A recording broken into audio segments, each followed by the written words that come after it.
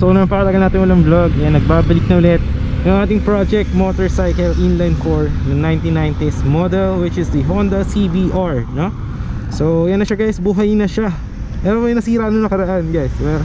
Ano kasi to, naulanan guys. Tapos nasunog yung mga wiring ba, nasunog. Dito sa may ano niya, bandang AC, ano, sa may CDI. Yan.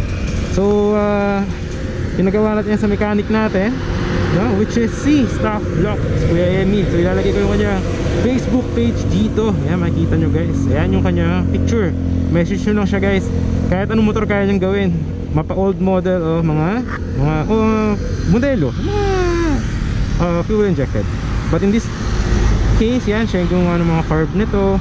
So talagang chinono niya, kaya niyang umangat dito ng sagarang RPM, nasa mga 18k RPM. Talagang screamer. Yan. Tapos yun, ang ginawa dito guys is first nilagyan na ng speedometer. Ayan guys, kasi yung ano, yung gauge nitong mga inline 4 na 1990s wala na mabilan. So suggestion ni Kuya Stock Block is gawa natin ng speedometer. So yan, ginawa niya yan, accurate guys. Tinry ko sa GPS. So ito siya, ginawa niya ng clamp dito, and then yun yung magnet. Ayan, so makikita nyo, nandiyan sa disc. So every time mong ikot, doon siya nagka-calculate ng speed. And inayos niya din yung diameter ng gulong doon sa may dashboard para maging accurate yung ating motor, no? Yung takbo niya. So dual disc brake guys. Yan, inline 4, apat yung tambucho. Yung radiator ko bago yan guys, no? So bago yan. Ang nagkaroon din ng problema dito, ito yung kanyang seal, oil seal. Actually bago na yung nakakabit dito eh. Kaso yan, nakita nyo, may langis na naman. But pwede na yan, hook up. So next time siguro mas palitan ulit natin, tapos palagyan ulit natin oil. Pero magtatagal pa naman yan, so goods lang. Headlight naka LED yan guys, all LED. LED signal lights. Meron tayong ano tawag dito, mini driving light, MDL, high low. Papakita ko yun sa inyo guys, napakaangas. Tapos meron na rin siyang switch. Yung radiator nito naka-automatic, may thermostat yan, pero naka-automatic na din siya guys.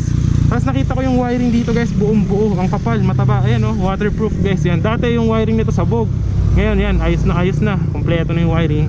May relay yung busina, ayan. Tapos ano pa may mga kailangan natin? Ito yung mga busina ko, naka-dual yan. Ayun yung thermostat bago. So yung fan nya ng radiator naka-automatic pag mainit, pero pinalagyan ko na switch para example traffic, ibubuksan ko na lang magdamag para talagang relax yung makina natin. So yun yung ating makina. Ayan, soriwa guys. Ayan o, kita nyo naman, kondisyon na kondisyon. Tapos yung chain, gold chain, medyo marumi, nag-uulan, no? So yan. Tapos ito yung, pag inangat mo yan, ito yung battery nya. Ayan, naka-rewiring na, may fuse na. Dati walang fuse to. Tapos ito yung CDI. Ayan. So yan, positive negative. Ayan, tapos ito naka-rewiring bago yung mga relay. Ayan. So waterproof na yan guys. Dati tangin na malala, tuwing umuulan tumitirik to. Ngayon tinry ko yung car wash, goods. So tara, bago na rin pala yung ating switch. Ayan. So yan, bagong switch. Bago rin yung switch dito, yung ano, yung mga pindutan. Yan, ito yung pindutan ng MDL. Tapos tingnan nyo naman guys, parang Ninja 400 yung dash nya. Pero ito, yung 14K na yan, kasi universal to, hanggang mga ano yan, 16K, 18K no, RPM. So sagaran talaga yung tono nito. No limit guys, kaya nga ng 20K, depende sa kakabit yung CDI. So kaya to 20K RPM, 400cc. Ayan ha. So umamaw yan guys, depende na sa kakabit nyo. Ano tawag na? Yung CDI. So yan, tingnan natin ha, pag on, pak. Tingnan nyo guys ha, umiilaw yan. Oh, mas diba? Dati wala akong speedometer, ngayon nakita ko na yung odometer ko. Yan, 218 kilometers tinakbo ko. May neutral, merong sensor na check engine ha. Dati wala to. Meron ng sensor dito ng battery kapag may problema yung charging. Meron na yan. Yan, yung temperature kapag umiilaw to lalo, sabihin mas umiinit. Yan. Ang wala dito hindi nakabitan is yung gear, kasi hindi ko nabili yung part. Pero pwede kabitan ng gear. Tapos yung fuel gauge, yan, wala ring fuel gauge. Meron nakaabang na yan yung kanyang tachometer, kasi ito, yung tangke nito 14 liters ata. Pero ano, wala siyang gauge. So didiskartehan pa yan. So bibuild natin yan. Siguro pag nakaipon, bubutasan sa ilalim, magkakaroon siya ng tangke. Nevertheless, yan, Dati kasi yung RPM gauge nito, yung dash nyo na original, wala na rin. So pinagawa na rin natin yan, naka-rewiring yan ng buo. So gumagana yung mga hazard light. Yan na natin, digital. Yan o, hazard light, yan o, diba? Diba, yan. Kita ba? Sa camera, yan, kita. Merong hazard light. Merong yan, signal light left, right. Yan, kita nyo sa dash panel, umiilaw. Tapos may passing, yan, passing light, flasher. Tapos park light on. Yan yung park light nya, yan, nakailaw blue. Pag binuksan mo dito, yan, yellow LED lights. Nice, angas.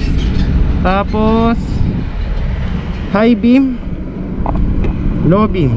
Nice. Tapos naka-rewiring yung ito, MDL. Yan, MDL high, ay low.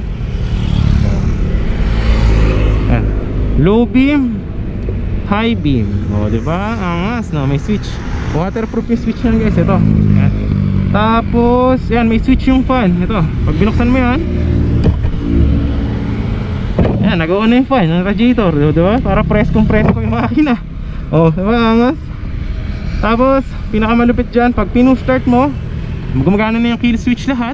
Dati wala na, sira na talaga. Ngayon bago na lahat. Busina. Ayan, may relay guys, ayun no. May ilaw yung relay, di ba? Lakas. Angas, no?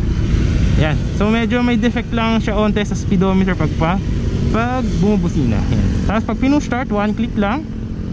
Tignan nyo yung RPM ha, gagalaw yan. O, di ba? Galing, no? Diba? 1990s model pero mayroong RPM gauge. So panalo guys, forma, hangas. So tara, test ride. Test ride natin siya guys. Yan yung RPM ha, pero ito hanggang 18k yan. Kasi no limit yung RPM ko. Sagaran talaga kaya ng 200 plus. Kaso kaya 200 plus ng speedometer. Kaso nga lang, syempre ayoko kasi delikado rin. Kasi na nyo, umaangat yung RPM, diba? Ayun o.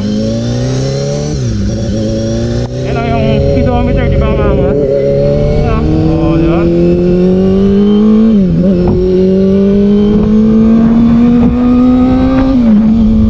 Matindi. Matindi ng motor. Nakataon na yan guys, perfect tune by Black. Kasi yan, may speedometer, diba? Parang ano lang, parang modernong motor, diba? Inline 4 carburetor. Tapos mamaw guys, 200 km/h pataas basic. Ang brake nito walang ABS, so timpla-timpla ka ng engine brake tsaka ng brake mo para hindi ka sumempla.